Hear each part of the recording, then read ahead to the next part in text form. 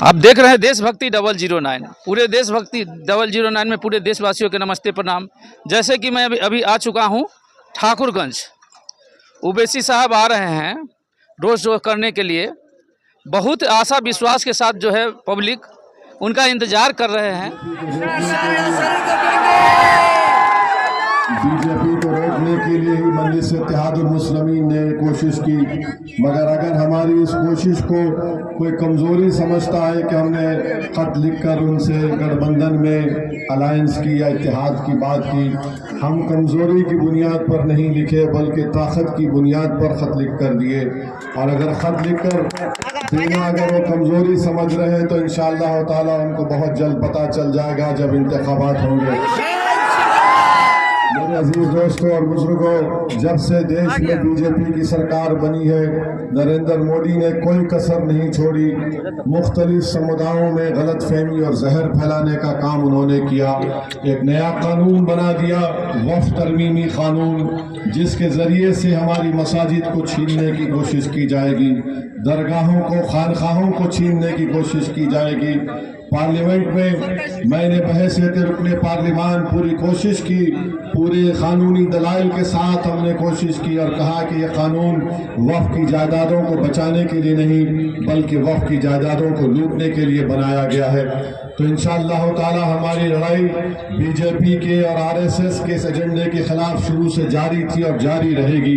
मेरे अजीज दोस्तों और बुजुर्गों, ये सीमांचल की सरजमीन जो भारत का सबसे पसमानदा इलाका है, इसके इंसाफ के लिए बहुत ज़रूरी है कि आप अपने नुमाइंदे को, मजलिस के नुमाइंदे को कामयाब करके बिहार की विधानसभा में भिजाइए ताकि आपकी पसमानदगी का खात्मा हो सके। मैं आपका तहे दिल से शुक्रगुजार हूँ और आपसे वादा करता हूँ कि इलेक्शन के दौरान में मैं दोबारा आपके दरमियान में आकर अपनी तफसीली बात करूँगा। आपका बेहद शुक्रिया जो आप इतनी बड़ी तादाद में आज यहाँ पर आए, क्योंकि मगरिब की अज़ा का वक्त, नमाज का वक्त करीब है, इसलिए मैं आपसे इजाज़त चाहता हूँ। बहुत बहुत शुक्रिया। अस्सलाम वालेकुम। हमने हर एक को देख लिया मेरे भाई। एक अगर सुप्रीम कोर्ट से लेकर हाँ वो सांसद हो या अवाम मजलिस हो या कहीं पर भी हो, हक की बात, इस्लाम की बात जो बोलने वाले हैं वो सिर्फ ओवैसी साहब हैं और हम लोग उन्हीं के सपोर्ट में हैं और इंशाअल्लाह उन्हीं को कामयाब बनाएंगे।